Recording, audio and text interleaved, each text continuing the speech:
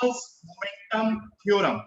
We were talking about impulse momentum theorem. Impulse momentum theorem कुछ भी नहीं होता है. Impulse momentum theorem states that change in momentum is equals to impulse. Change in momentum is equals to impulse. आगे बात समझ में ये? अरे आ गई या नहीं आई? आ गई सर. कुछ भी पूछना है सर? चलिए, कुछ भी पूछना है इसमें? कुछ नहीं है, पहले ही बता चुका हूं.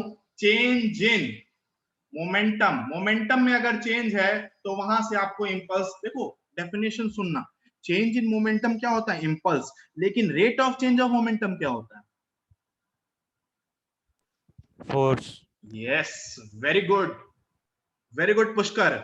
चेंज इन मोमेंटम क्या होता है? इंपल्स. चेंज इन मोमेंटम होता है इंपल्स, लेकिन rate of change of momentum क्या हो जाता है? फोर्स हो जाता है बेटा. कैसे? देख लो, मैं समझा दूं. चेंज इन मोमेंटम इंपल्स क्या होता है? F इंटू डी टी होता है. क्या होता है या नहीं होता है? Yes sir. अगर मैं dt से डिवाइड कर दूं तो क्या फोर्स नहीं मिल जाएगा? Change in momentum by time क्या होता है? Change in momentum by time क्या होता है? Rate of change of momentum. तो rate of change of momentum क्या होता है? Force applied, net force applied. But change in momentum सिर्फ और सिर्फ इंपल्स होता है. Am I right? बोलिए. yes, अगर किसी को कोई प्रॉब्लम है तो बोलो. अब अभिमन्यु बेटा समझ में आ रहा है? Yes sir. इम्पल्स भी तो एक टाइप का फोर्स है. क्या बेटा? सर इम्पल्स भी तो एक टाइप का फोर्स है. इम्पल्स भी एक फोर्स है. बहुत छोटे टाइम तक वो फोर्स एक्ट कर रहा है. देखो इम्पल्स क्या है? इम्पल्स है चेंज इन मोमेंटम है बेटा. ठीक है? चेंज इन मोमेंटम मतलब इम्पल्स. आप बोलोगे नहीं इम्पल्स फोर्स नहीं है. इम्पल्स कब आता है? जब आप फोर्स को टाइम से मल्टीप्लाई करते हो बेटा. देखो आता है कि नहीं? तो इम्पल्स ये बताता है, इम्पल्स जो बताता है, इम्पल्स का फिजिकल सिग्निफिकेंस ये है कि कोई भी फोर्स कितने टाइम के लिए एक्ट कर रहा है. अगर इम्पल्स, पुष्कर, अगर इम्पल्स फोर्स होता तो इसका यूनिट न्यूटन नहीं लिख देते डायरेक्ट. न्यूटन सेकंड क्यों लिखते हैं हम लोग?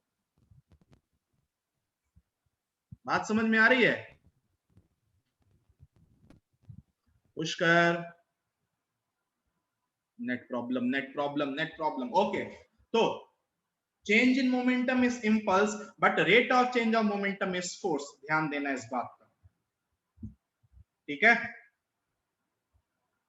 ठीक है या नहीं ठीक है? Yes sir. आगे चलें. आगे चलते हैं हम लोग. नाउ अब अपने बहुत इंपॉर्टेंट टॉपिक में चलते हैं जो आप क्लास 9th में भी पढ़े हो. क्या पढ़े हो? इसी मोमेंटम से एक चीज आता है, कंजर्वेशन. आता है या नहीं आता है? Conservation of momentum.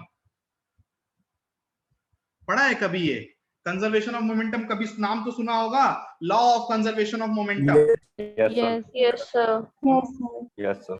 तो हम लोग पढ़ने वाले हैं इसी मोमेंटम से law of conservation of momentum. Law of conservation of momentum.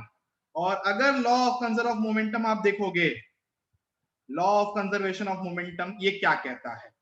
कहता क्या है ये? हिंदी में बता रहा हूं. हरियाणवी आती नहीं मेरे को, नहीं तो उसी में बता देता. कि लॉ ऑफ कंजर्वेशन कहता है कि if net force is zero, net external force is zero, तो law of conservation of momentum तभी वैलिड है जब एक्सटर्नल फोर्स किसी भी बॉडी या फिर किसी भी सिस्टम पे जीरो होता है. If external force on a body और a system, if external force on a body or a system is zero, then there exists what? Law of conservation of momentum. कैसे आता है conservation of momentum? देखिए अगर आपको याद हो, external force can be written as rate of change of momentum, dp upon dt. लिख सकते हैं या नहीं लिख सकते हैं? बोलो, अरे बोलो ना। तो अगर मैंने कहा external force is equals to zero, अगर एक्सटर्नल फोर्स जीरो हो जा रहा है इसका मतलब dp अपॉन dt जीरो हो जा रहा है, और अगर dp अपॉन dt जीरो हो जा रहा है तो यहां से गोल्डी बेटा ये क्या पता चलेगा, अगर किसी भी चीज का डिफरेंशिएशन जीरो है तो यहां से आपको ये नहीं पता चल जाएगा ये p क्या हो जाएगा, कांस्टेंट हो जाएगा या नहीं हो जाएगा constant?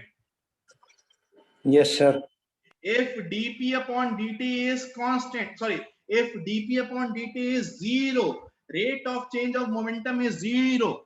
If rate of change of momentum is zero, it means momentum is constant. Yes or no? Yes, sir. अगर बेटा मोमेंटम कांस्टेंट है तो आप क्या बोलोगे कि मोमेंटम जो स्टार्टिंग में था इनिशियल मोमेंटम और जो बाद में हुआ final momentum, that is equal, initial momentum is equals to final momentum. This is your law of conservation of momentum. This is your law of conservation of momentum. ठीक है, कब होगा ये? जब एक्सटर्नल फोर्स जीरो होगा. This is your initial momentum, ठीक है, and this is your final momentum. Okay, and if net force is zero, जो आप कहोगे कि पूरे सिस्टम का, पूरे बॉडी पे अगर नेट फोर्स जीरो है, then you can say that initial momentum और फाइनल मोमेंटम बेटा क्या होगा, बराबर होगा. इनिशियल मोमेंटम और फाइनल मोमेंटम बराबर. आ गई बात समझ में? Yes, sir. हाँ, किसी को कोई problem? Rehan, Rashmi, Sonakshi? No sir. No, sir. तो ये अभी आप कंडीशन देखो, एक्सटर्नल फोर्स जीरो, बाहर से अगर नेट फोर्स जीरो हो जा रहा है ना, तो आप बाहर से अगर कोई एक्सटर्नल फोर्स नहीं लग रहा है ना, तो आप मोमेंटम जो स्टार्टिंग में होगा और जो बाद में मोमेंटम होगा, वो मोमेंटम क्या होगा, वो बराबर होगा. ठीक है, अब ये मोमेंटम जब आप रोटेशनल पढ़ोगे ना, तो मोमेंटम भी दो तरह के होते हैं. एक अभी जो हम लोग पढ़ रहे हैं, थोड़ा अगर डिटेल में बात करो, P is equals to mv, ये जो पढ़ते हैं that is linear momentum. That is linear momentum. Linear, जब मोशन स्ट्रेट लाइन में होता है, लीनियर मोमेंटम. ठीक है, और अभी जब रोटेशन पढ़ोगे, जब चीजें रोटेट करेगी, घूमेगी, तो वो क्या होगा, एंगुलर मोमेंटम होगा. वो एंगुलर मोमेंटम होगा. अभी हम लोग लीनियर मोमेंटम की बात कर रहे हैं. ठीक है, ठीक है या नहीं ठीक है? Yes, sir. चलो, अच्छा, ओके शुभम. नाउ अब देखो इसका यूज कैसे करेंगे, न्यूमेरिकल्स में यूज कैसे करेंगे यार. अगर मान लीजिए एक बहुत सारी बॉडी है, एक सिस्टम है, बहुत सारी बॉडी है, तो बहुत सारा मोमेंटम है और एक्सटर्नल फोर्स नहीं लग रहा है, तो आप क्या बोलोगे, according to law of conservation of momentum, momentum of first body plus momentum of second body plus momentum of third body plus momentum of fourth body, so on, सबका जो मोमेंटम ऐड करोगे, अगर n बॉडीज हैं तो momentum of n bodies, और सारा momentum क्या होगा, कांस्टेंट होगा, अगर एक्सटर्नल फोर्स जीरो है. यस और नो?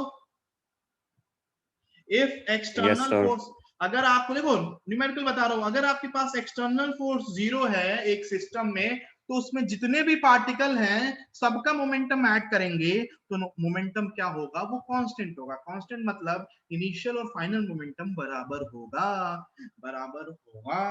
तो अगर ये चीज पॉसिबल है, ठीक है, तो आप क्या लिखोगे, अगर मान लो एक बॉडी का बात करता है, सिर्फ और सिर्फ एक बॉडी, तो सबका मोमेंटम कांस्टेंट है.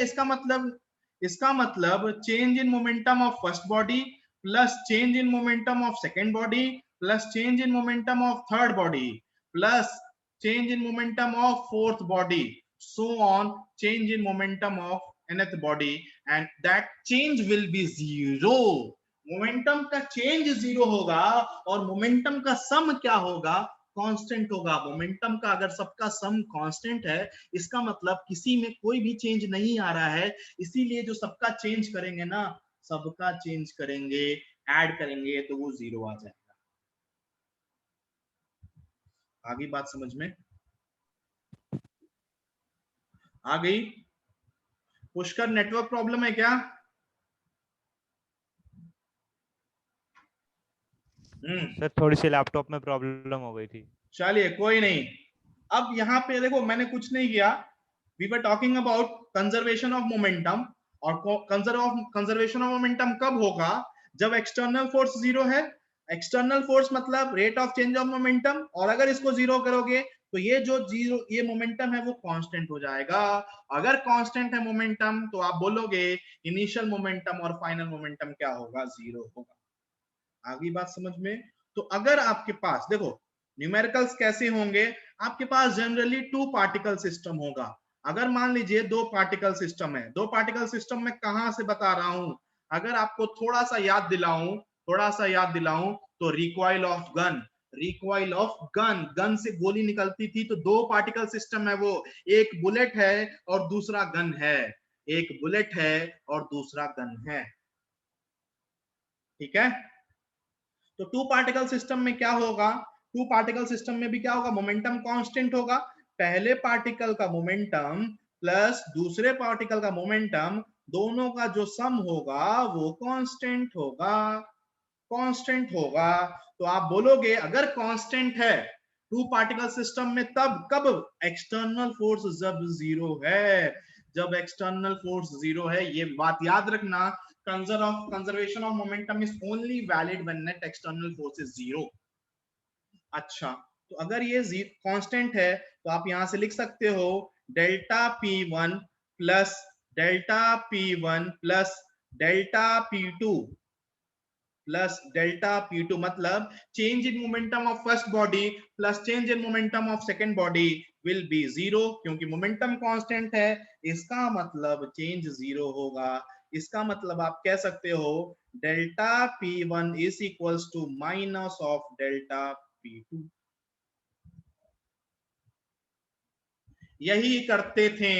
यही हम लोग करते हैं. इनिशियल मोमेंटम और फाइनल मोमेंटम बराबर करते हैं mu is equals to mv करके. यहीं से हम लोग रिकॉइल ऑफ गन निकालते थे, याद है? Yes sir.